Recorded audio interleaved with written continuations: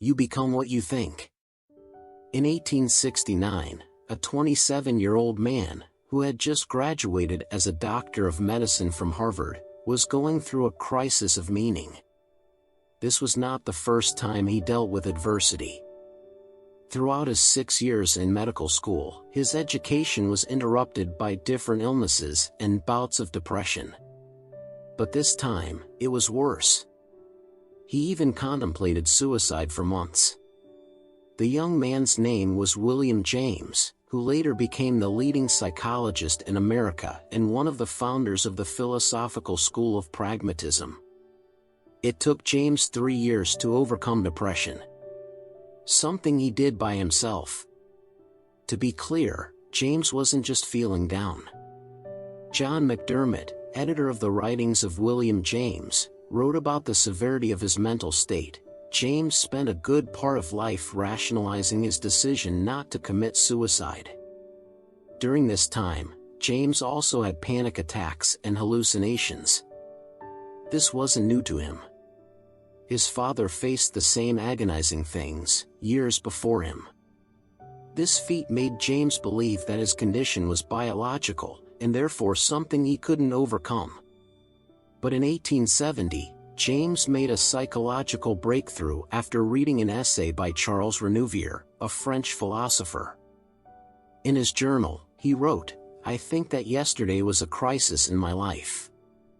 I finished the first part of Renouvier's second essays and see no reason why his definition of free will, the sustaining of a thought because I choose to when I might have other thoughts, need be the definition of an illusion.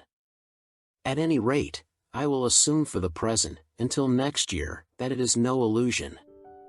My first act of free will shall be to believe in free will." This realization is at the core of pragmatism, the school of philosophy that James and Charles Sanders Peirce founded, years later. James realized that we have the ability to choose one thought over the other. In other words, we can control what we think. However, James doesn't say we can control our consciousness.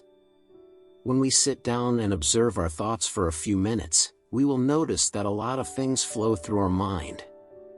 The thoughts are just there. Nothing we can change about that. But since we have free will, we can decide which thoughts we focus on. Hence, we can influence the direction of consciousness. This realization is critical to the way we live. It's the difference between I can't help but feel this way and I feel this way because I decided to feel this way. The emphasis is on deciding. And that's what this book is about. With practice, you can get better at controlling your thoughts so you can decide what you think. And with better control over our thoughts, we can improve the quality of our lives and the outcome of our careers. That's my proposition in this book. You have the ability to decide what you think. And since the result of your life depends on your thoughts, I think it's the most important thing in life. When we improve the way we think, nothing is impossible to achieve. That simple realization changes everything. Many great thinkers have written about the importance of thoughts. But William James' godfather, Ralph Waldo Emerson, who also inspired James a great deal, put it most simply, you become what you think about all day long. I believe that's true. But we must realize that actions follow thoughts. That means you can't change your actions without changing your thoughts. Let's start. Why do we need a book on practical thinking? The human brain is the most important tool we have. It's more important than any technology, device, or instrument. Robert Greene, the author of Mastery, put it best, if there is any instrument you must fall in love with and fetishize, it is the human brain, the most miraculous, awe-inspiring, information processing tool devised in the known universe, with a complexity we can't even begin to fathom, and with dimensional powers that far outstrip any piece of technology in sophistication and usefulness. However, there's one problem. We're born with this great tool, but we don't know how to use it properly. We're highly impractical beings. We think that we're good thinkers, but research paints a different picture. We think we make practical decisions that we base on logic.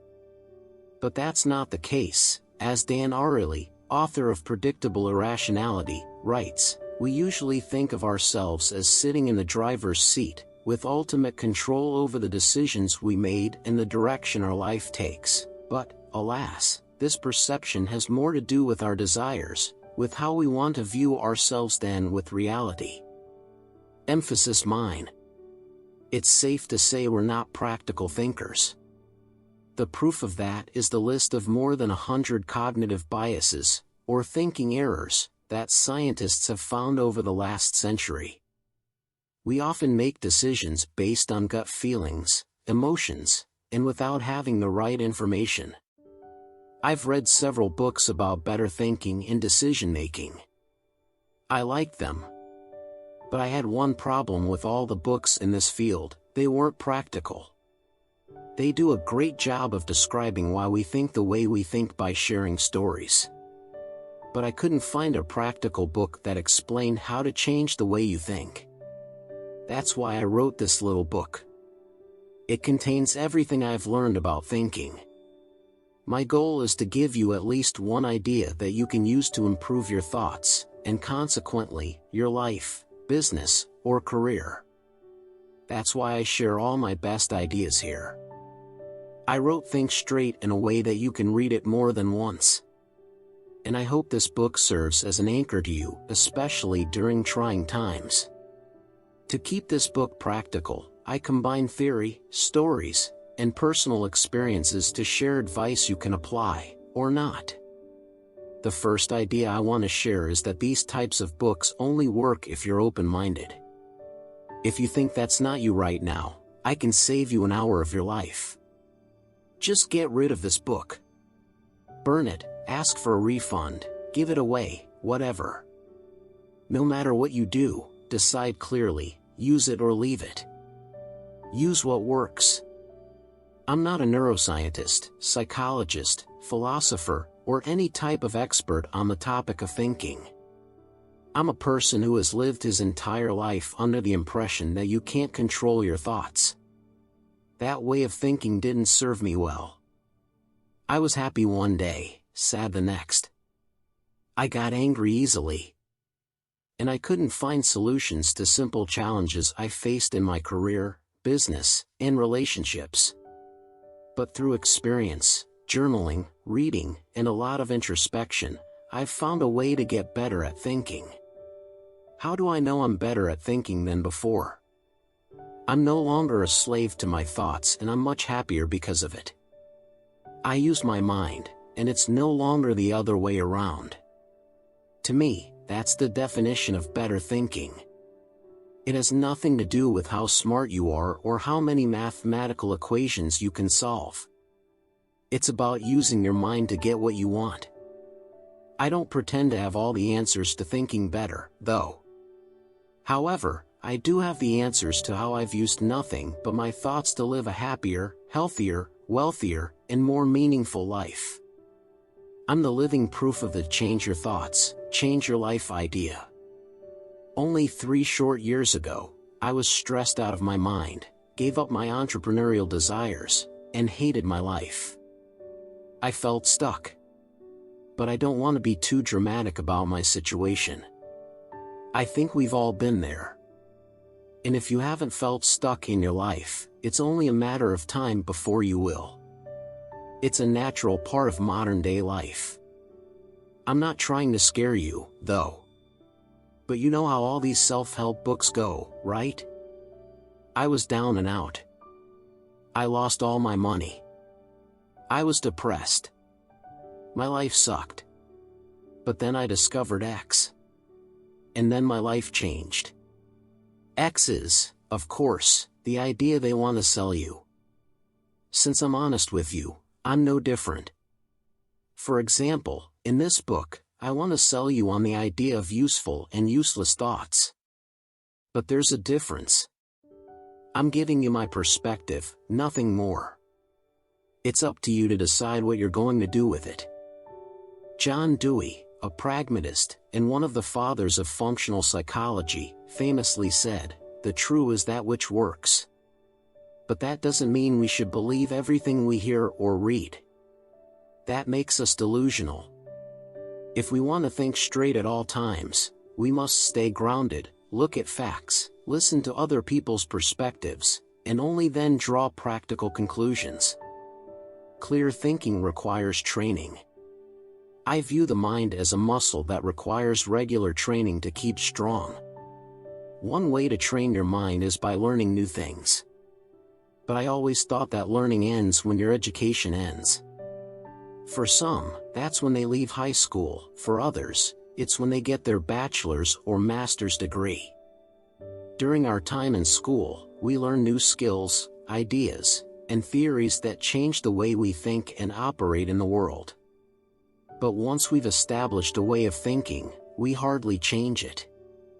We prefer to entertain the same thoughts because they give us a sense of familiarity. We've learned that novelty is a scary thing, so we do everything to avoid it. We're creatures of habit who prefer relaxing our mind instead of straining it. "I need to relax and watch something on Netflix," is something I hear almost everyone, of all ages, say these days.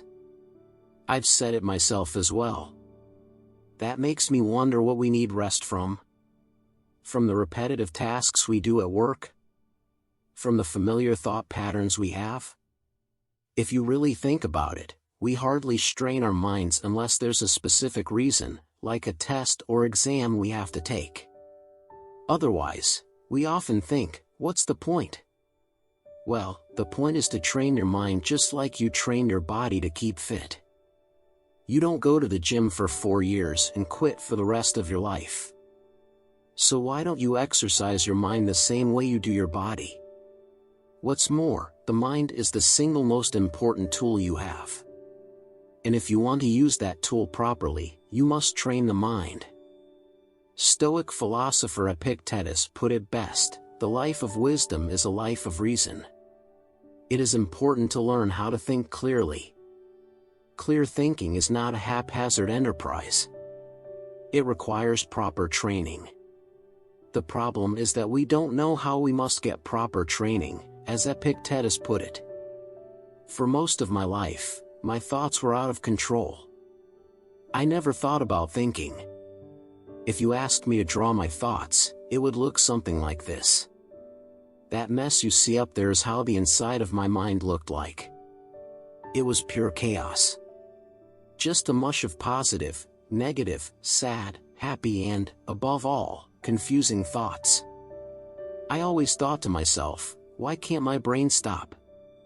Where's the pause button? Looking back, I didn't know how to use my brain as the wonderful tool it is.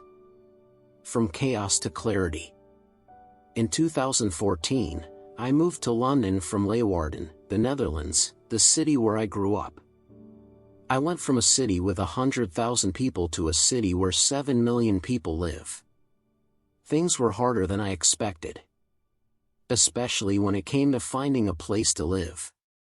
After doing research and talking to my new coworkers, I learned that it was almost impossible to find an apartment in a short period without getting ripped off. Instead, I decided to rent a room, which was a lot easier, for 3 months. And I decided to explore different areas in London that were within an hour commute by public transportation to my work. That was my plan. And everything went well. At first. After 2 months, I found a small and affordable one-bedroom apartment in Earlsfield, in southwest London. I had planned everything. I cancelled the lease of the room I rented, and signed the lease for the new apartment. My parents and brother even drove over from Holland to help out. And because I didn't have much stuff, we could just use their car to move my things from the old place to the new place, which were only 10 minutes apart.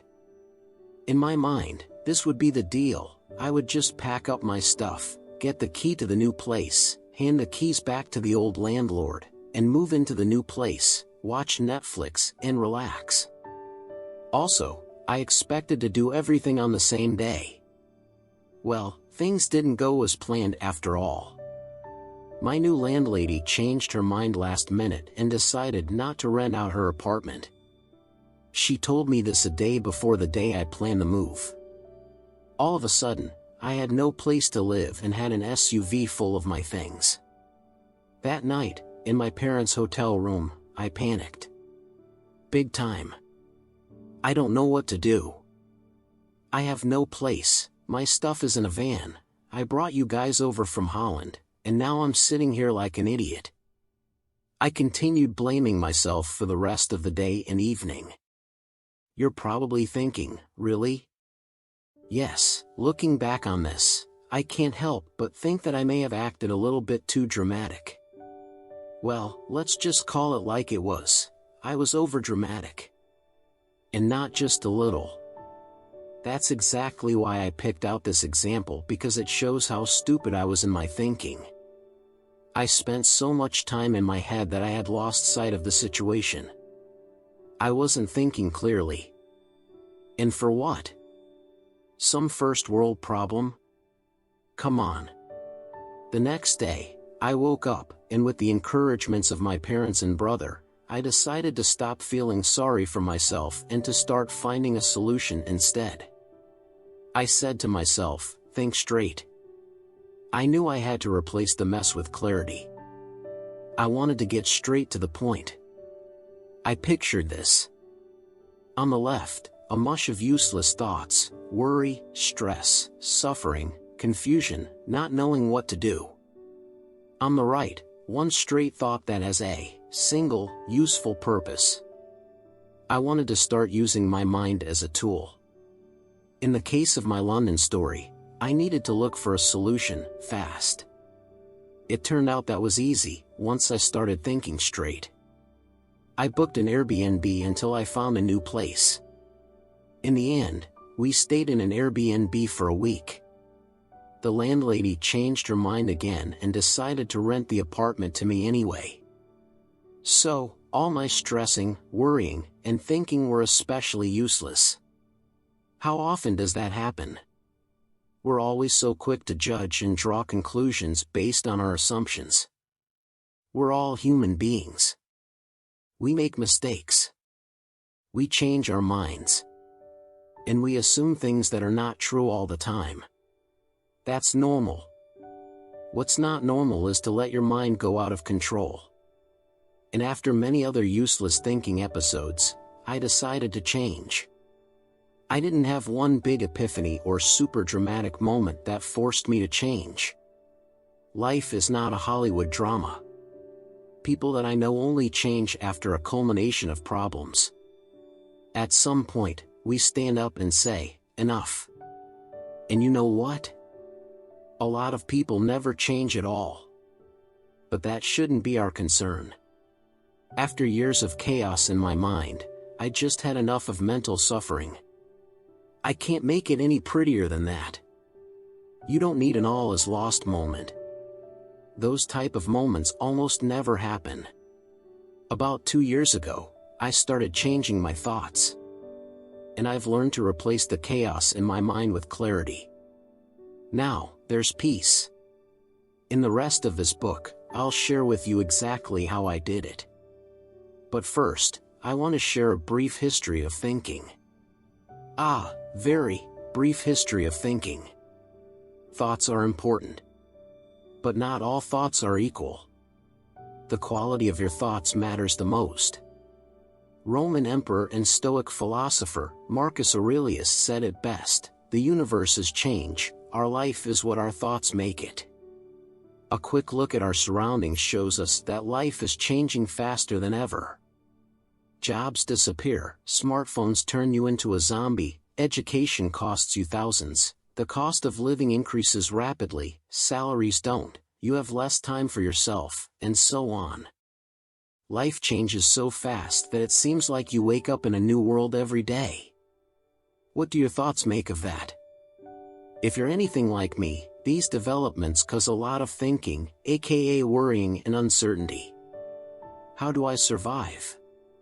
How do I adapt my business to changing markets? How do I advance my career? How do I not lose my mind? Mastering your thoughts is challenging. The desire to master our thoughts is as old as modern civilization. Ever since the 5th century BC, philosophers from all ages and regions agree on one thing: the human mind is an instrument that solves problems. And many philosophers argue that the quality of your thoughts determine the quality of your life. From Confucius to Socrates to Descartes to William James, they all talk about their method of thinking, a way to view the world. Most of us know the Socratic method of questioning everything, even yourself. "I know one thing, that I know nothing," is what Socrates famously told the Oracle of Delphi when Socrates was declared the wisest man on earth. The fact that he thinks that he knows nothing makes him wise. That's a way of thinking. French philosopher René Descartes, who lived in the 17th century, took it one step further. He questioned everything in life, even his own existence. Because how do you know you're not dreaming or living in the Matrix? That's why he famously said, "Cogito ergo sum." Popularly translated to, "I think, therefore I am." Descartes concluded that he must exist because he's able to think. No matter how crazy your thoughts are, it's safe to say that you do exist. So why not make your existence a little more practical, lighthearted, fun, and useful? Have you ever observed or written down your thoughts? I challenge you, try it for a day. Every 2 hours or so, sit down and write about what you're thinking at that very moment. Just don't get scared of yourself. Most of our thoughts make no sense at all. We're conflicted as a species. Descartes also reviewed his own thoughts and found many contradictions. His most important idea is that we should question the source of our beliefs, not the belief itself. Because most of our beliefs are based on our or other people's perception. How many of your ideas are based on what others have told you? Or based on your first thoughts or assumptions? At the core of thinking lies our ability to separate the truth from falsehood. What is true? What is false? One way to look at that question is to take a pragmatic perspective. William James describes the idea of pragmatism as follows: the attitude of looking away from first things, principles, categories, supposed necessities, and of looking towards last things, fruits, consequences, facts. Thoughts should serve a useful purpose. If they don't, they're useless. That's straight thinking. Pragmatism is a method of thinking, not a solution. In fact, all thinking is a method. Your thoughts serve as an instrument. But it's a conflicting instrument that's very hard to use. Henry Ford said it best, "Thinking is the hardest work there is," which is probably the reason why so few engage in it. Thinking is not only hard, it's the single most important thing in life. Remember, the quality of our thoughts determines the quality of our lives. And our decisions are a result of our thoughts. Life is not linear. I always thought in a linear way, A leads to B. And if B is C, A also leads to C. I looked at appearances, first thoughts, and made a lot of assumptions. But my thoughts didn't serve a useful purpose. In fact, they served no purpose at all. Instead of thinking, I followed convention. I let others do the thinking for me. Most of us are like that. For example, I thought I would never have to worry about having a job if I got my college degree. I honestly believed that until I was about 26 years old. I figured out the hard way that nothing is guaranteed in life and that you have to work hard to earn money. And that making money has nothing to do with your degrees. If I had to pick another predictor of career success, I would say it's skills. The better you are at something, the more value you can provide to others, and the more money people are willing to pay in exchange for your value. Also, achieving a goal never happens linearly. Most of us believe there's a straight line from where you are to where you want to be. let's say your goal is to start a business so you can have more freedom in your life. That was always my goal. I thought I would just work on it until I achieved it. But that's not how it worked out. I had to take a lot of detours. I worked for many other people in between. I also started businesses that failed. Understanding that life is not linear helps us to change the way we think. Along the way, I got discouraged a lot and almost quit. Now, I realize that things often don't go according to plan. That helps me to think of backup plans or alternative options to get closer to my goals. Another personal goal of mine was to invest in real estate. When I lived in London and Amsterdam, that was difficult for me because I didn't have enough capital to get started. So instead of putting a lot of pressure on myself to make more money and sacrifice the quality of my life, I started looking elsewhere. After researching growing real estate markets, I ended up in my hometown. Prices were low, I knew a lot of people, the population was increasing, and the city invested a lot in new businesses and education. 2 months after I decided to look elsewhere, I bought my first deal there. The point is that there are multiple ways to achieve your goals. Also, if everyone is doing one thing, that often means you shouldn't. Connect the dots. Your brain is constantly working, even when you're not actively thinking. Apart from managing all the vital functions of your body, the brain also scans every piece of information that comes in. The brain compares it with other information that it has already stored. Your brain searches for similarities and differences between that information. That's how we think and use our brain to come up with new ideas. The brain consists of many small networks of neurons that connect to other networks, like this. Just a basic understanding of how my brain works helps me to understand how I can nurture it. I don't worry about finding a direct application for information I acquire. I feed my brain with knowledge that I'm curious about.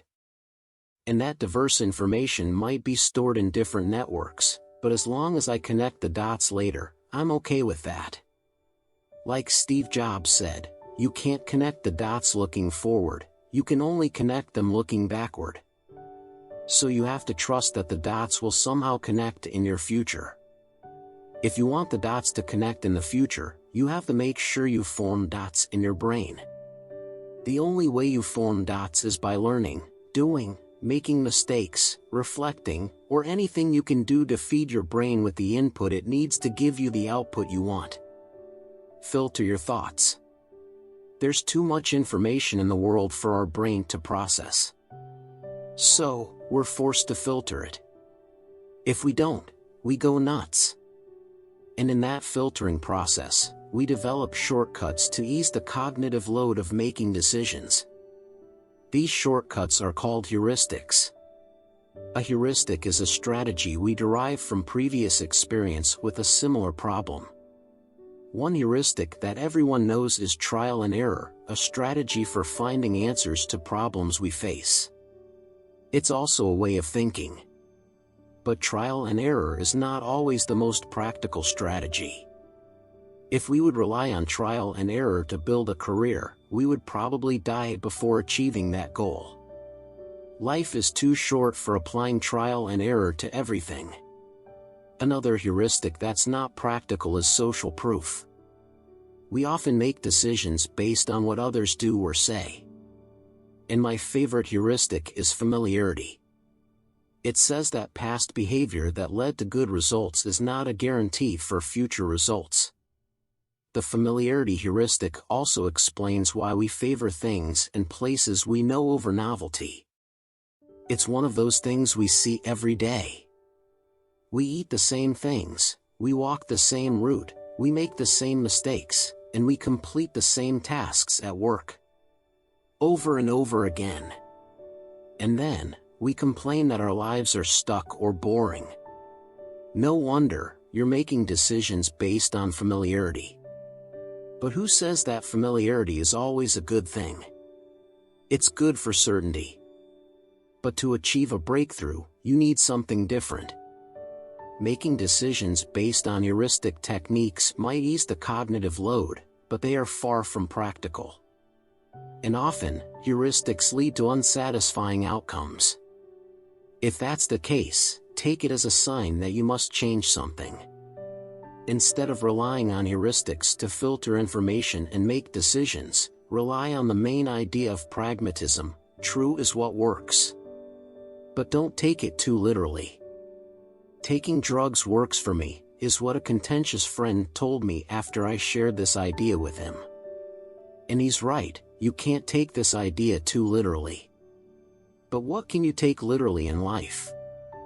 Take the platitude, "Good things come to those who wait," for example. I don't have to explain that it doesn't mean you should sit at home and wait forever until good things happen. Look at the "true is what works" idea as a filter that you can apply to all the information that goes into your brain. When faced with decisions, I ask myself, will the outcome of a decision change the way I live? If you ask that yourself consistently, you'll find that you automatically filter out useless information and only make decisions that have an actual impact on the outcome of your life. You force yourself to use whatever works, what's useful, and what impacts your habits. For example, conventional thinking says that bigger cities also bring you bigger opportunities. I really thought that was true. That's even the main reason I moved to London. And yes, I did seize a big opportunity for me at the time. But I also had bigger responsibilities and problems. Also, I don't like big cities. I hate crowded places, dirty air, and unreasonably high cost of living. Clearly, living in a big city didn't work for me. That way of thinking had a negative impact on the way I lived. That's why I eventually moved back to Leeuwarden. It's quiet, I know a lot of people here, I can work less, make more, and I can drive anywhere in the city within 10 minutes. However, I also realize that for most people, my way of living doesn't work. They might find it boring or not exciting enough. So what?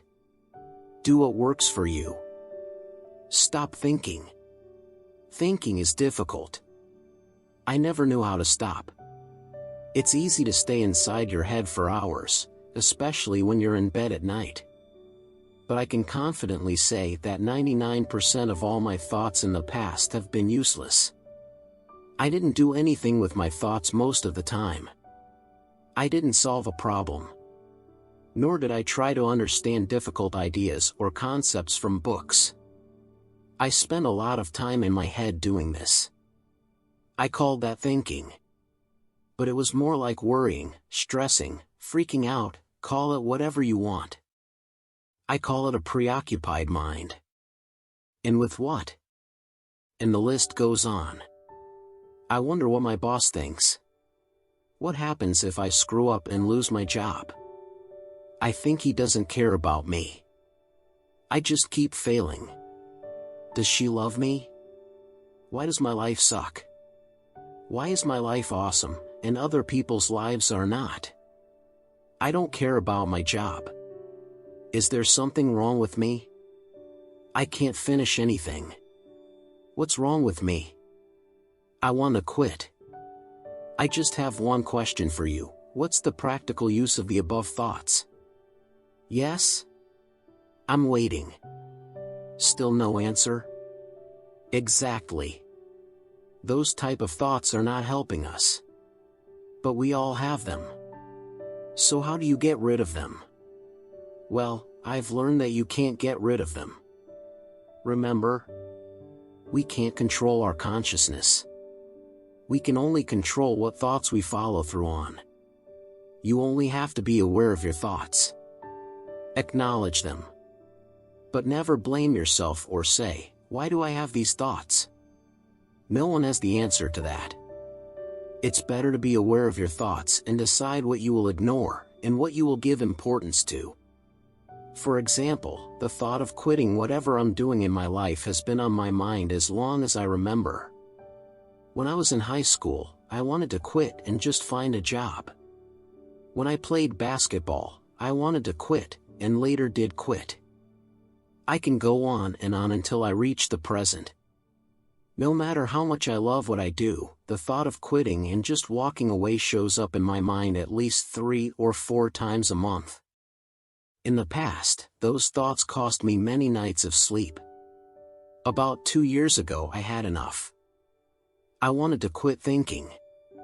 So, I started becoming aware of my thoughts instead of always acting on every single thought I had. You don't control me, I would say to myself like a weirdo. But it works. I'm much calmer and happier because of it. When I want to quit, I still listen to it because sometimes it is a sign. But more often, it's just fear. And I refuse to surrender to it. And neither should you. Inside your control versus outside your control. If you want to have useful thoughts, here's a rule of thumb: only think about things you can control. That automatically eliminates about 99% of your thoughts because there's very little you control in life. Only focus on what you control. Things like your desires, actions, words, intentions. What's a useless thought?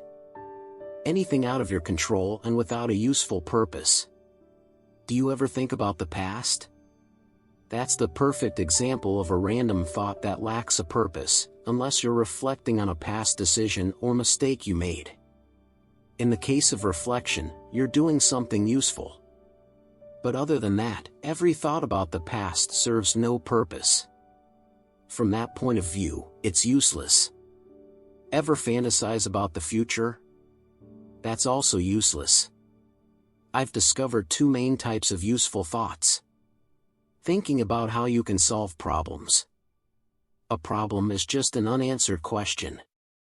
Put your brain to use and think about how you can solve problems. There are a lot of those on this earth.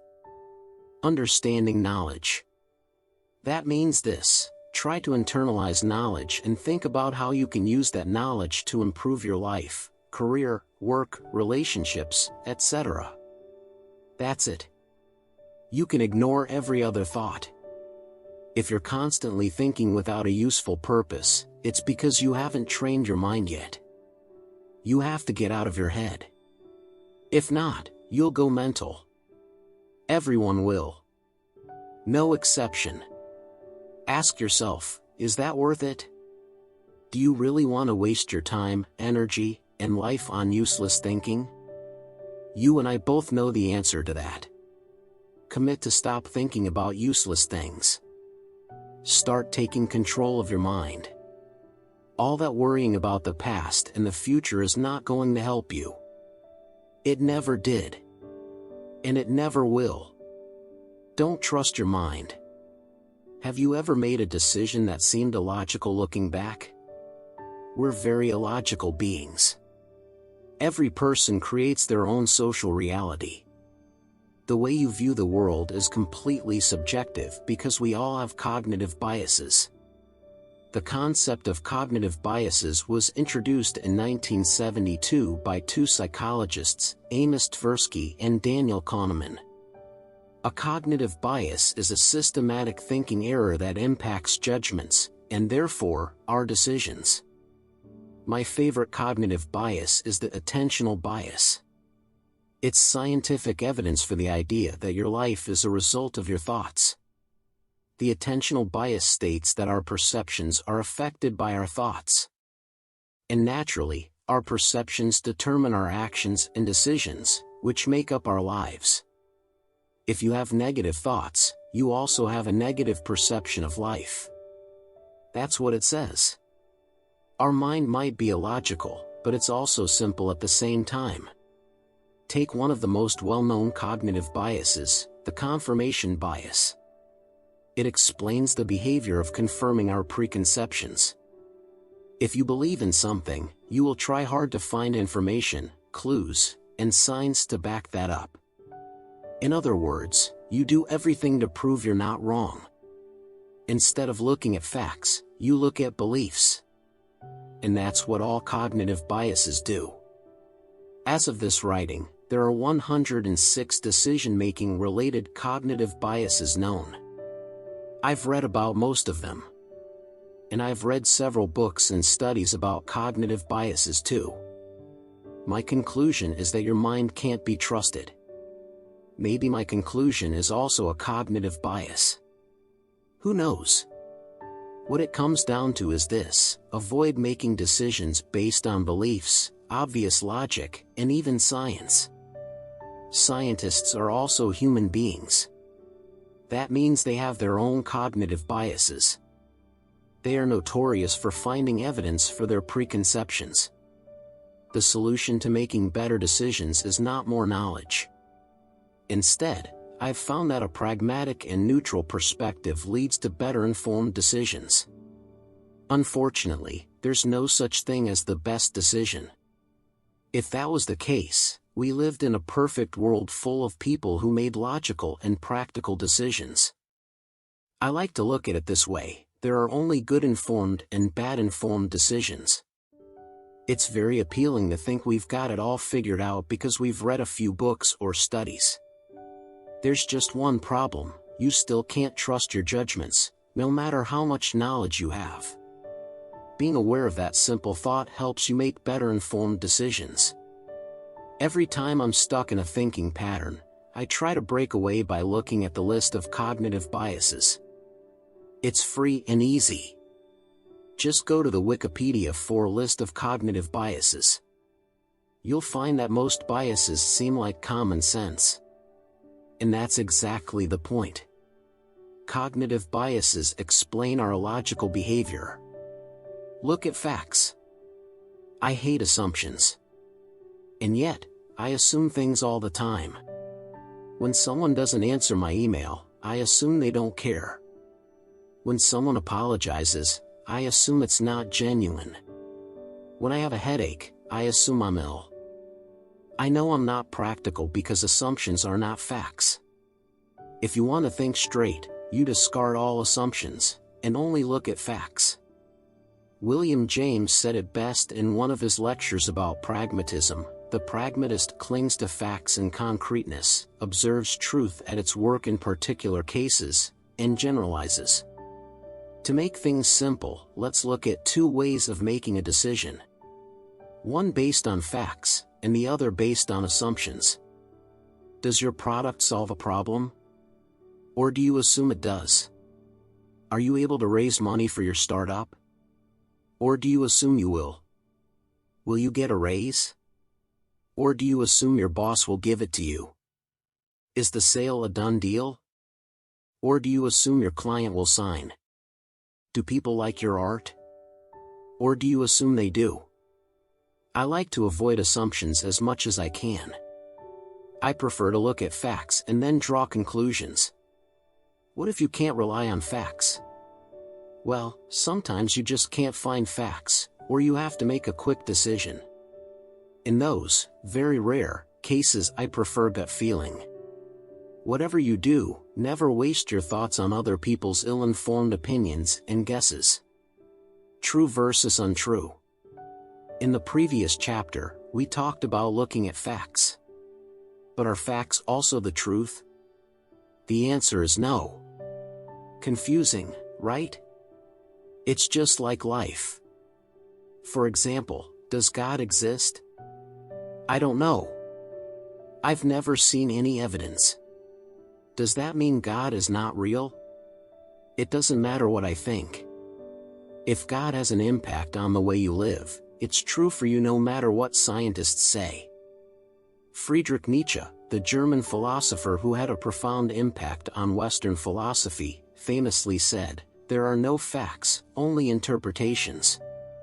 Nietzsche was a man of true self-knowledge. Sigmund Freud even said that he had a more penetrating knowledge of himself than any other man who ever lived or was ever likely to live. He was a very analytical thinker, especially when it came to his own thoughts. When Nietzsche said that there are no facts, he meant that we, as human beings, ultimately rely on our interpretations of reality. There's no way to confirm reality objectively. That doesn't mean nothing is real and that we're all living in a big dream. We just have to realize that facts are not the same thing as the truth. That simple thought saves you a lot of energy because it means no one can be right or wrong. Don't bother with convincing people with different opinions of the truth.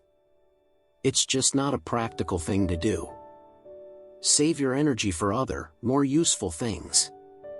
Take your time to think. I used to think that smart people are fast thinkers. He thinks on his feet. He's really smart. I tried it for many years. Every time I faced a problem, discussion, or when someone asked me a question, I thought, quick. Naturally, my first answer sucked. Darius Foroux, one of my favorite thinkers, says he's a slow thinker. It's a common belief that your first reaction is the most honest, but I disagree. Your first reaction is usually outdated. Either it's an answer you came up with long ago and now use instead of thinking, or it's triggering a knee-jerk emotional response to something that happened long ago. Thinking things through takes time. Every time I gave a quick answer, I wasn't thinking at all, I was impulsive. Darius Foroux trained himself not to trust his first thoughts. That's also what he did when his email consumed too much of his time and attention. Being a public figure, Darius received a lot of emails from his readers. Most of them contained quick 5-minute questions. But as he says, if you get 100 of those questions, that adds up to 8 hours in a day. After answering 192,000 emails between 2008 and 2016, Darius knew he needed to do something about it. So he planned to go off the grid like a modern-day Henry David Thoreau. I was going to go hardcore, shut off all email and social media, and make myself unreachable to all but a few close friends and colleagues. It felt like the only solution. That was his first thought. But then I realized I could remain reachable as long as I don't answer questions, is what Darius writes on his blog, https://sivers.org/slow. I'm glad he didn't act on his first idea. His second idea is much better. I've emailed Darius myself in the past, and I think what he does makes a big impact on people's lives. What I'm trying to say is that when someone asks you a question, it's okay to say, I don't know. You can also say that to yourself. I've often been too hard on myself because I didn't have an instant answer to my personal problems. That doesn't make you dumb. It makes you human. Why are we even afraid that people think we're stupid? It's the perfect example of slow thinking. Instead of following your instinct of, I'll prove them, you can take a step back and ask yourself, why do I even want to come across as smart? If you really think about it, it doesn't matter what others think of you. I think it's always better to take your time to think. If others think that makes you stupid, they are the ones who are. No more quick decisions. Shall we book a business trip to Thailand? Are you interested in a speaking gig at Company X? Should we renovate the kitchen? Do you think we should fire John Doe? How about hiring another sales executive? Just a few questions others have asked me recently. And you know what? Just as I like to take time to think deeply about my challenges, I also take time to think quick decisions through. Every time I said yes to a speaking gig, interview, or giving a seminar, I didn't think about it for long. When things are in the future, we're more likely to say yes. That trip is planned for September. It's now March. That's ages from now. And without thinking about it, you commit to a 5-day business trip or family vacation. But when September comes, you're either in a great professional flow, have other, more important, commitments, or are in the middle of something else. Now, all of a sudden, that quick yes from ages ago is on your mind all the time. Should I cancel the trip? Should I go? Should I go for 2 days only? Why do we make things so complicated while we can easily solve these things by just taking an extra day to think? That's all you need. Just think things through. Know yourself. For instance, I'm currently in a great writing flow. I don't feel the need to leave my city. I have a set routine every day, and it works very well for me. I feel happy, and I enjoy my life a lot. When I go away for even a weekend, my whole routine can be messed up. And then I need another 2 weeks to get back to my old self. However, I don't always have this mindset. Right now, I'm working on this book, opening a new office, and buying a new apartment. I'm focused on a few important things. But other times, I'm more flexible and actually do like to travel, visit friends, business partners, and live a looser lifestyle. That's why I now take more time to make decisions. Instead of following my first thought, I say, please give me a day or two to think about it. That's all you need. Release your mind. Once I changed my perspective on life, I started straining my brain every single day. I started reading 2 hours a day and taking extensive notes of the things I learned. I also started writing articles to share the ideas I learned. In the beginning, I felt like a new world opened up to me. I couldn't get enough of learning more. I bought new books every week and devoured every piece of new knowledge I could get my hands on. But after a few weeks, I had a mental breakdown. All of a sudden, my mind froze up. I felt blocked. I couldn't think, read, or write. My head hurt all day long. That went on for a few days, almost a week. I felt ill and I didn't understand why. I couldn't even think about why. And when I felt better, I just picked up where I left off. This time, I went on for longer, about 2 months before I hit another wall. But this time it was different again. No matter what I tried, I didn't feel like I was improving or learning new things. But I kept going and pushing through the difficulty. After this pattern occurred a few times, I finally understood what was going on. Training your mind happens in stages, and before you can move on to the next phase of your learning development, you have to get through a wall. I believe that both learning skills and developing yourself happen in stages. At the beginning of a new stage, things are easy to learn because everything is new. But the closer you get to the end of a stage, things get more difficult. In my case, I got headaches. But I wasn't near the end yet because, after a short setback, I got back at it again. At some point, you hit a big wall. That's the mental breakdown.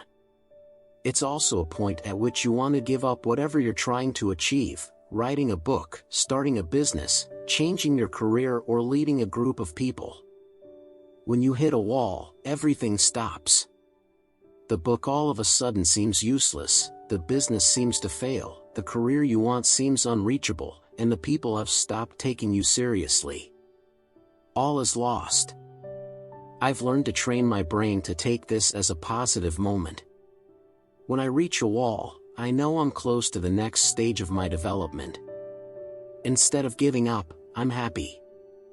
All I need to do is to take a break, rejuvenate, and let my mind recover.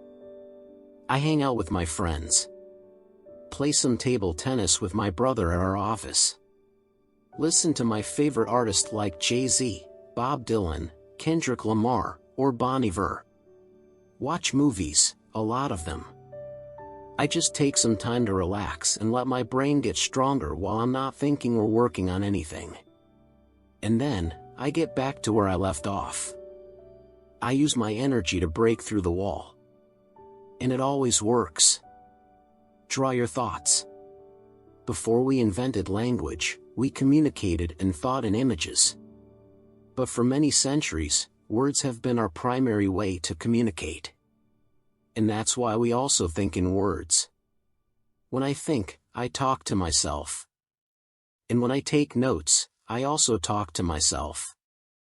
Create a chapter about drawing your thoughts, is what I wrote in my notebook when I came up with the idea for this chapter. I find that fascinating. One of the best-known thinkers of all time, Leonardo da Vinci, thought visually. How do I know this? I took a look at his notebooks, which you can easily find if you Google them. Here's an example. Now, we don't have to become this great at drawing, but I think we can still learn something. Drawing frees your mind from the constant verbalization. I started drawing the images for my blog posts over a year ago. My drawing skills haven't improved, but my articles have. And one of the reasons is that I take time to think about how I can visually share my idea. I want readers to immediately get what I'm trying to share in the article by looking at my drawings. That's why I think a lot about visualizing an idea. Sometimes I draw a graph, sometimes I emphasize a sentence or word, and I even make simple cartoons. After I make the drawing, I often edit my article to make my idea clearer. And some articles even start with a drawing. This book also started with a drawing. It's the drawing I used in the From Chaos to Clarity chapter. Here it is again. I made that drawing without a purpose. I was just visualizing some of my ideas. One of my ideas is that it used to be chaos in my mind, until I found a way to overcome it. As a result, I think clearly. That's the whole drawing. And now it's a book. Be yourself, not what you should be. Conquer yourself rather than the world. René Descartes. I'd like to ask you a few questions. What are you good at? What are you bad at? How do you learn new things? What are you passionate about?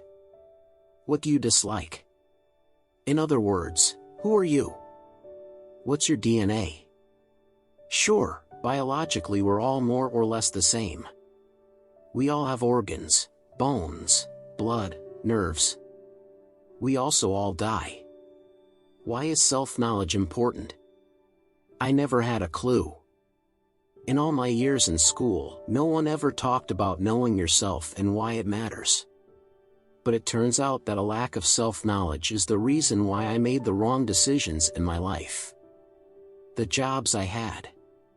The girls I dated. The things I chased. The decisions I made. The people I spent time with. It didn't match with my strengths, values, skills, and desires. My ex-girlfriend wanted to travel the world and live in different countries. I hate that idea. I want to stay close to my family and best friends. I don't feel like I'm missing out on something if I don't live in other countries. Having a home is what makes me happy. When you're in a relationship with someone who has different values, it's a zero-sum game. One person always loses something. We broke up. I've worked in boiler rooms, selling foolish products to people who didn't need them. Why did I have a job that made me feel bad about myself? I don't know. My best guess is that I wanted the money. I thought that's what you do. But I didn't know myself. Today, I know myself better than I did 10 years ago. And in 10 years from now, I'll know myself better than I do today. Knowing yourself is step 1. Step 2 is acting on that knowledge. Sometimes opportunities come my way and I feel like saying yes too quickly. But I have to take a step back and ask myself, is this really me? Very often, the answer is no. I've found that most things in life are not for me. Most jobs, opportunities, countries, people, parties, lifestyles, books, they're all not for me. It's about finding the things that are for me. Believe it or not, that's a very small list. Take time to reflect. We live busy lives. And sometimes there's no time for thinking. When thinking is not a priority, make it one. If you don't, you'll end up like me a few years ago. I didn't reflect on anything between 2012 and 2015. Result? All of a sudden, I felt overwhelmed and didn't know what to do with my life. I had a true internal crisis on my hands. Since I had no idea what to do, I started reading more books. And I noticed that many smart and happy people kept journals. They also reflected more on their life. More specifically, they reflected on the things they learned, mistakes they made, and the goals they achieved. When I started daily journaling, I began with writing my own autobiography. It's not meant for publication. It's meant for reflection and learning. If you don't know what to write about, write your life story. I'm sure you'll learn more about yourself with every paragraph you write. I journal and make sure to read my notes once a week. That's all I mean when I talk about reflecting. I do it for 3 reasons. It helps me to uncover my mistakes so I can avoid them in the future. It helps me to value my progress when I read my past achievements. To get my thoughts in order so I can second-guess myself. That helps me to make better decisions. In short, I journal and reflect because it's useful. My money rules. One of my friends told me he hates his job. I asked him why he didn't take any action. "I need the money," he said. I automatically knew that he assumed that the only option for him is to quit. The reason is that we become too dependent on something when we give it too much importance. There's a simple solution to devalue the value of money. I live by these 5 rules. That's what I've done for the past 3 years. And I haven't had a single thought about money. Actually, that's not true. I still think about money. Everybody does. But as soon as I think, I have enough money in my savings account, I stop thinking about money. No matter what happens, if you have enough money to survive for 6 months, you'll figure it out. There's only one condition: invest in your skills. It's naive to think we'll always be able to find a job or make money. It takes effort. But since when is that a surprise? I just make sure I invest my money instead of spending it. Investing money is not only about investing in the stock market or in real estate. I have no problem paying $3,000 for a new laptop because it's a tool I use to do my job, and that makes me money. Also, I'm never cheap when it comes to buying important things. I'd rather buy a good jacket that lasts years than buy a cheap one that I have to replace next year. Simply put, I don't buy things I don't need. I don't need a new iPhone every year. I also don't need $5,000 shoes. But that doesn't mean I own only one pair of shoes. I simply don't buy everything I like. Buying stuff in excess is not practical because I don't have enough space. Plus, I like to train myself to resist things to improve my self-discipline. Remember, money is a replaceable resource. When you're out of it, you can earn it back. You can't say the same for time. Don't spend too much time thinking about money. Don't try to think your way out of everything. This doesn't make sense at first sight, but when you think too hard, you often come up with bad ideas. That's because you can't actively think your way out of everything. We've all had good ideas while taking a shower.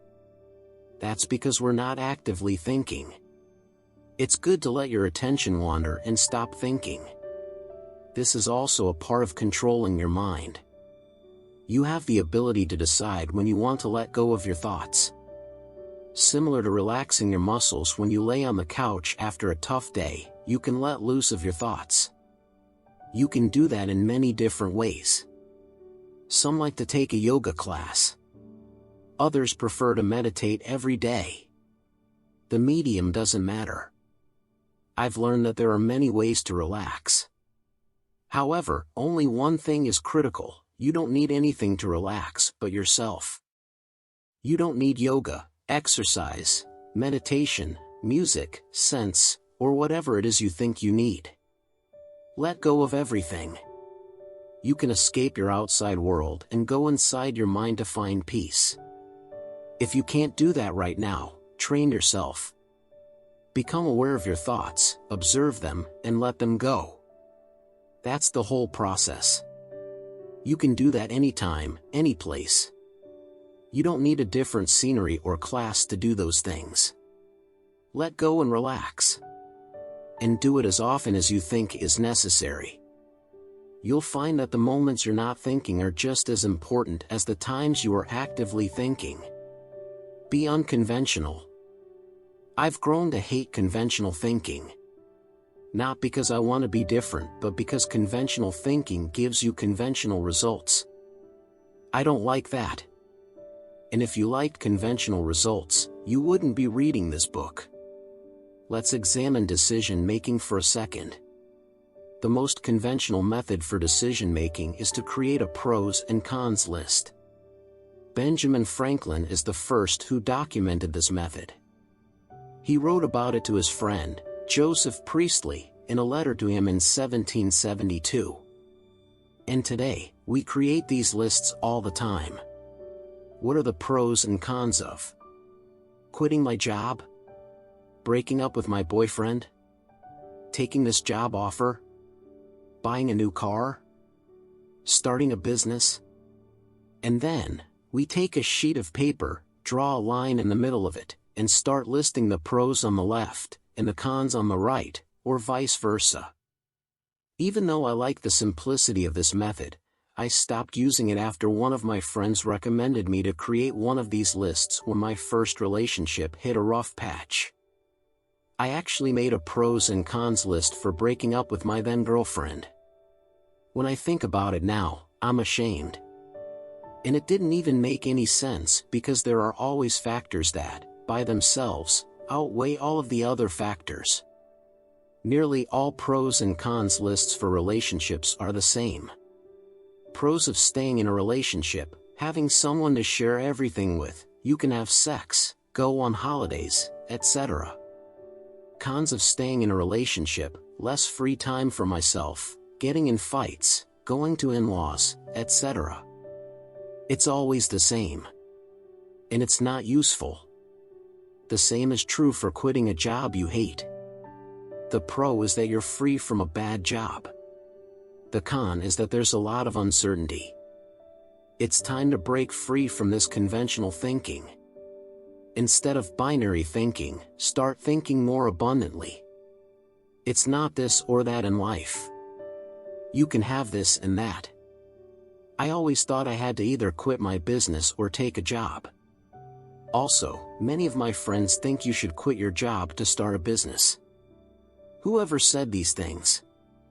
When my business wasn't growing a few years ago, I just took a job at a large IT research firm. I did both things. I ran my business in the evenings and weekends, and sometimes during the day, and the rest of my time, I did my work for the firm. Also, you can start a business while you still have a job. That's what I mean when I talk about thinking outside of the box. We always limit ourselves by narrow and conventional thinking. We always want to stay within a box. That's because we never take a step back to look at the larger picture. Take a look at the drawing below. If you're standing inside the maze, you'll probably start walking towards the middle, right? That's what you should do when you're in a maze. However, this maze is different. The prize is not in the middle, it's outside the maze. But you can only see the goal if you take a helicopter view. It's impossible to see the goal from within the maze. And yet, that's how most of us live. We do things conventionally because that's how it's done. When you stop doing things the way they're done, you'll start doing things how you get it done. Don't ask why. I'm a fool with sending emails. Especially when it comes to selecting the recipient. I always type the first letter of a name and hit enter. I trust the computer and never check whether the address I've selected is actually the person I want to mail. I'm lazy. Often, it doesn't matter and I get funny responses back from people. But one time this simple mistake cost me $150,000 in business. I was working with 2 companies on a multi-year consulting deal. Both of my contacts had the same name, let's call them Vim. One Vim was an existing client, let's call him Vim A, and the other was a prospect, Vim B. Both guys wanted the same type of consulting for their companies. But I gave Vim A better rate because he was a loyal customer. However, instead of sending the contract to Vim A, I sent the contract to Vim B. This time, it wasn't an innocent mistake. Vim B previously had seen my proposal, which had a higher total price. But when he saw that Vim A got a lower rate, he was upset. Why does he get a lower rate? Is that how you do business? He decided not to do business with us. I learned 3 things. Always double check. Small things can become big things. And don't play favors. There's no use in asking why I made a mistake. Or why I was always lazy with email. I just was. And I was wrong. There's no way to justify my mistake. Never brush important details off and say, it doesn't matter. Maybe it doesn't matter that you hit snooze every single day, or that you ignore the details of your book, report, or movie. The point is that not striving for perfection becomes a habit. Don't worry about being a perfectionist, there's no such thing. More often than not, people are the opposite. Perfectionism is merely an excuse. In reality, we're scared of what people think of our work. Either way, there's no point in asking why when you deal with obstacles, challenges, or mistakes. Instead, think about what you can do to overcome or prevent the things that are holding you back. Think about the details even more. I overlooked a small detail, and it cost me a lot. But the lesson I learned was more valuable than the business I could gain. Details are probably the most important thing in business, work, sports, art, and life in general. The devil is in the detail. It's one of my favorite platitudes. But I never followed the advice in the past. The main reason was my impatience. I always tried to hurry everything, sending emails, making calls, writing reports, assignments, essays, you name it. I thought that it mattered that I got the work done. But I was wrong. Because things often seem easy from the outside. Until you start doing them. This book took me 15 months to write. I spent countless hours researching the topic. I also spent hours on writing, editing, cutting, writing more, and editing it again. And then, again. I also changed the title 3 times, and the subtitle even more than that. My first title was The Art of Practicality. I initially liked it a lot because it sounded familiar. But as I started writing a book about thinking, I also applied the methods to my own book. So I thought, what does the art of even mean? I didn't have a good answer. I took that as a sign that I needed to change the title. You know what's funny? My second title was The Power of Pragmatic Thinking. Like a genius, I came up with another generic title, which was even longer than the previous one. Do you know how many books start with The Power of? A quick book title search on Goodreads with The Power of gave me 83,895 results. That's a lot of books with those words in the title or subtitle. One of the things I've learned about writing books is that you must stand out somehow. No one cares about a better book on thinking. Instead, it's likely that you picked up this book because you expected something different. But with the previous titles that I had drafted, I knew no one would think it'd be different. 2 weeks before I published Think Straight, I started promoting it on my site and social media. And quickly, my readers became excited. Soon, emails like these came pouring in. Can't wait for the book. Well done. I am so excited to read your new book. What a determined person you are. I look forward to Think Straight. I love my readers. That's why I put in a lot of time to get the title right. At that time, no one had read the book. But based on the title, readers were already excited. And that was my goal. To everyone who emailed me before the launch, I hope I delivered, winky face. Thinking about details is nothing more than doing your job. If you're a writer, your job is to write the best book you possibly can. If you're a designer, your job is to create the best design you can. You're not here to write one book and call it quits. Or to design one product and retire. If you want to grow, financially, spiritually, mentally, you must revisit the details all the time. Never underestimate or overlook details if you want to do a job right. And if you don't, it's better not to do it at all. Take thinking out of the equation. I don't want to become someone who only thinks and never acts.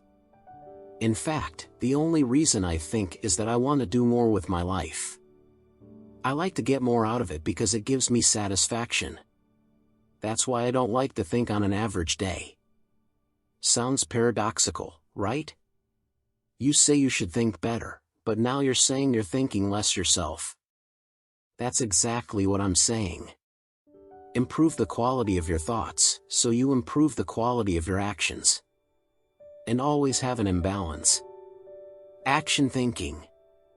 The best way to make sure you act more is to rely on habits. Take exercise. I've struggled with staying in shape for all my life. And I was overweight for years. I always played mind games with myself about exercise and diet. Should I go for a run or go to the gym? I'll have this bag of chips and hit the gym tomorrow. What days should I exercise? Mondays, Wednesdays, and Fridays. Or maybe Tuesdays and Thursdays. That's too much useless thinking. Instead, I've made a few basic rules. Exercise at least 30 minutes a day, every day. Don't burn yourself out, don't go all out. Eat healthy, no junk food. Don't consume more calories than you burn. Keep track of what you eat and how much you exercise. When you combine a few rules, you have a system. And a system helps you to take the thinking part out of the equation. The only thinking you need to do is when your system doesn't give you the results you want. If my system would make me feel bad or gain weight, I would rethink it. And even if it works, a system is never perfect. That's why I regularly think about what I can change or how I can improve my systems. Don't live with regrets. Growing up, my grandmother was always around. She was a very kind person. Maybe too kind because she made many sacrifices in her life. For her parents, brothers and sisters, husband, and later on, her children. That's also a part of life. You can't live together and build a strong family without giving. But the biggest sacrifice she made was to live in the Netherlands for the last part of her life instead of her home country of Iran. As long as I remember, she always talked about the past. Always. And especially during the last few years of her life, she almost cried every day because of regret. Fortunately, my mother, father, brother and I visited her often and cheered her up. But through the laughs, I could see the regret. It was always present. I've learned many lessons from my grandmother. Mostly about kindness and the importance of having strong family values. But the most important lesson I've learned was that you don't regret what you did in life, you regret what you didn't do. And when my grandmother passed away in January 2015, I decided to live by that lesson no matter what. For example, I always thought I wanted to travel the world and live in different cities. I know, it's not an original goal. I speak to a lot of people who love that idea of freedom and exploration. Why is that? I think a lot of it comes from pop culture. A lot of people idolize people like Jack Kerouac and Ernest Hemingway, who were famous for their travels. And young folks now are inspired by social media personalities who also travel the world and share it on their Instagram feed. The medium might have changed, but the desire to travel to others and share your experiences with others has not. However, that lifestyle is not for everyone. But I didn't know that before I actually started traveling. How could I? Some things in life you must experience to know what they're like in reality. No one can truly feel how it is to be an entrepreneur unless they start doing it. You can read all the business books you want, and watch as many videos about entrepreneurship as you want, but they will not make you an entrepreneur. Ever. You will only end up living someone else's life. I'd rather eat rice and beans so I can do the things that I love instead of having a job that makes me miserable, but pays well. At the end of the day, this is your life, and the only way you can live with yourself is to follow your strongest desires. Just make sure you think straight so you eventually act on those thoughts. Never look back. I hardly look back on life. I never daydream of the past. I don't look at old photos all day long. I don't even think about taking pictures because I'm too involved in the present. Sometimes, I feel like most people are stuck in the past. They live their life in the past tense. Instead of enjoying a moment, they grab their phone and take a picture of it. Instead of living life through a lens, I prefer to be present at all times. Now, I must be honest that I fail to be 100% present. However, I intend to live now.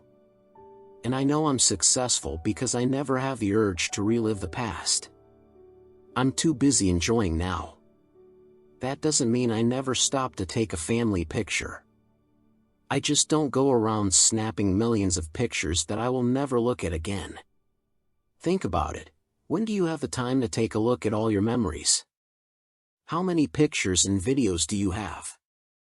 How many old documents, old diplomas, memorabilia, and other physical things do you have stored that remind you of the past? If you're having a hard time letting go of the past, let me make it easier for you. You're never going to. Use your first iPhone that you've kept in your desk drawer for years. Edit that video from the weekend trip you took with friends. Look at your old school papers, essays, and grades. Were those old clothes you have in storage? Do anything with the object that reminds you of your first date. When we hold on to a lot of things in the past, they form an obstacle to living in the present. The only useful purpose I can think of for looking back is to learn. You can draw many lessons from looking at your past. That's why I like to journal. I regularly go back to my journal entries to understand my thought process at the time. Especially when something doesn't work out the way I want, I go back and try to understand why. For example, in 2017, after 2 years of regular blogging, and building up a newsletter with more than 22,000 members, I decided to start a paid membership site. Before I started the membership site, I contemplated it excessively. If I get 1,000 readers to support me with $5 a month, I can make a living off writing, training, and helping others. The paid members will get exclusive content from me. That's a good value proposition. That was my thinking process. I came up with the number 1,000 because of Kevin Kelly's seminal article, 1,000 True Fans. I also studied how other bloggers started their membership sites. Everything looked good on paper. And I had sold hundreds of online courses before that, so I knew people valued my work. But things didn't turn out as I expected. After a month, 78 people signed up. After 6 weeks, I pulled the plug on the membership site. Many of my friends, colleagues, and even paid members told me I stopped too quickly. Maybe so. However, I'm not the type to quit when things are hard. I've thought about quitting education many times during my 5 years when I was getting 2 degrees. I also thought about quitting my family business many times because it's very hard to make a living. But that's never going to change.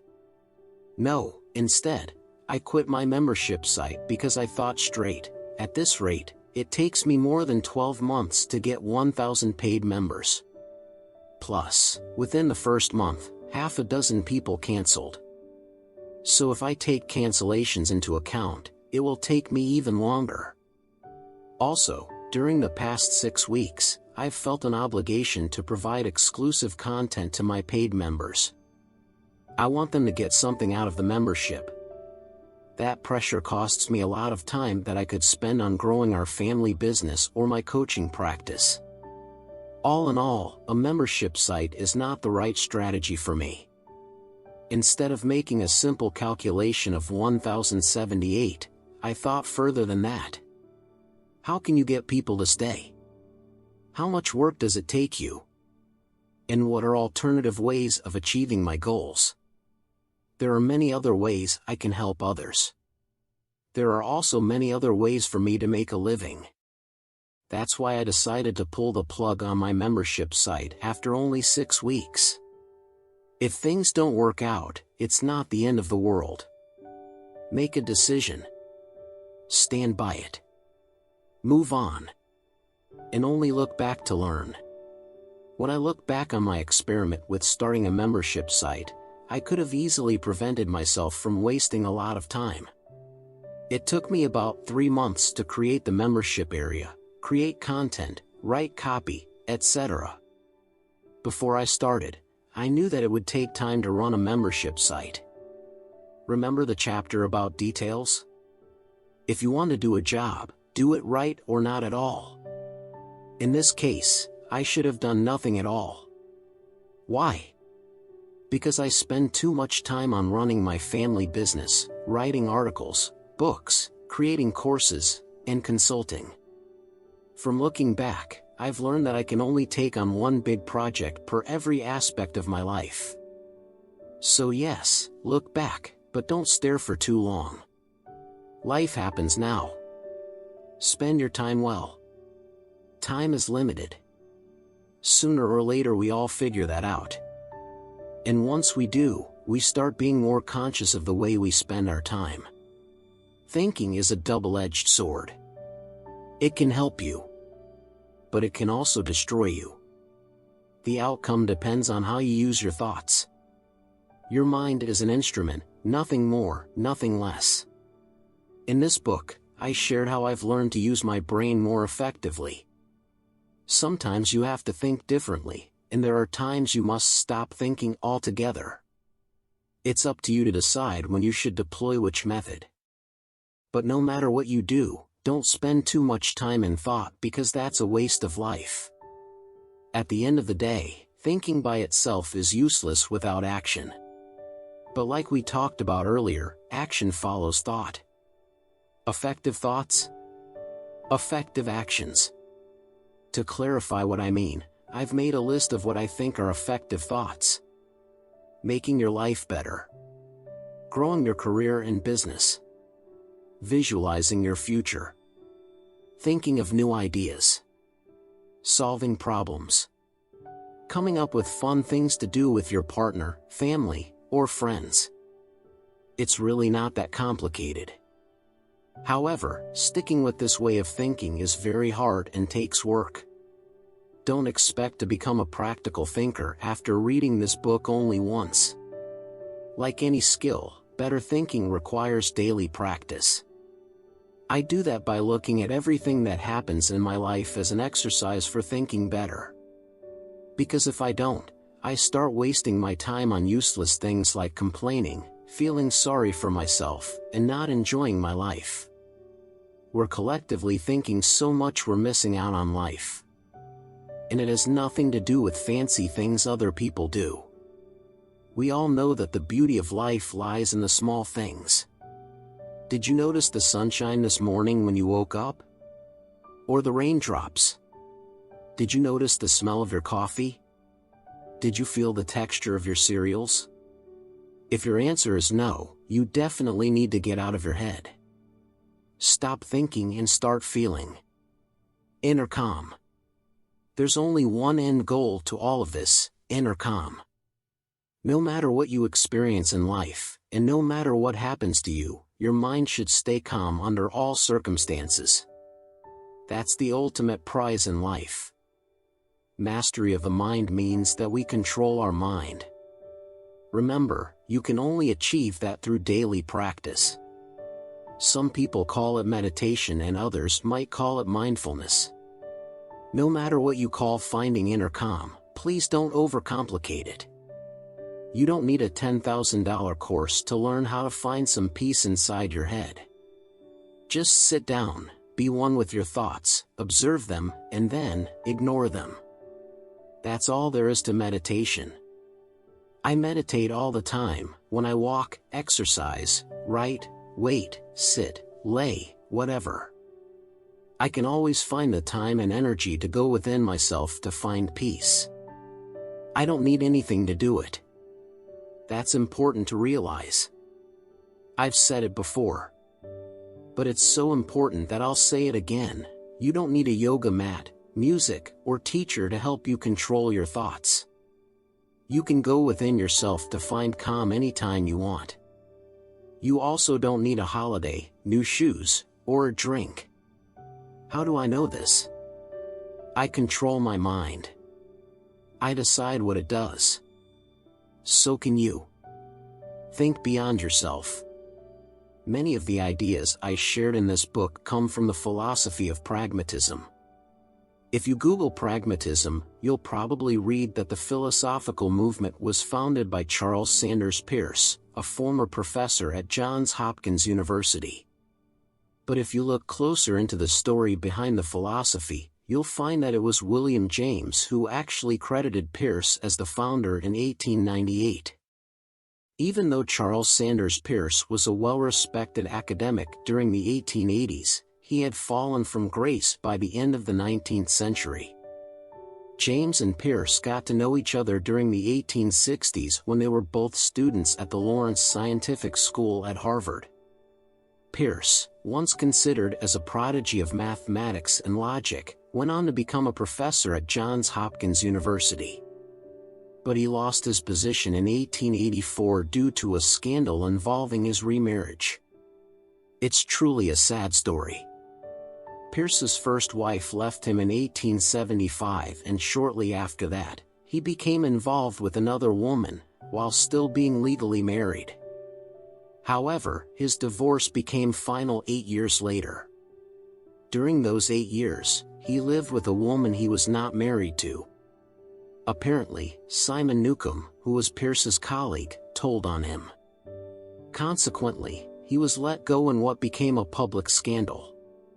Sadly, Peirce never found academic employment again and lived in poverty for years after he was fired. Peirce even lived and slept on the streets of New York City for years. No one helped him, except for his old friend William James. After James overcame his depression in 1870, he started building a body of work that, more than a century later, remains relevant. James became a Harvard professor and an academic celebrity due to the publication of his book, Principles of Psychology. A book that took him 12 years to write and was published in 1890. In contrast to his friend, James' career was on the rise for years. And out of nowhere, in 1898, William James credited the principle of pragmatism to the forgotten Charles Sanders Peirce, in a lecture called Philosophical Conceptions and Practical Results. Pragmatism means that one must look at the practical value of ideas.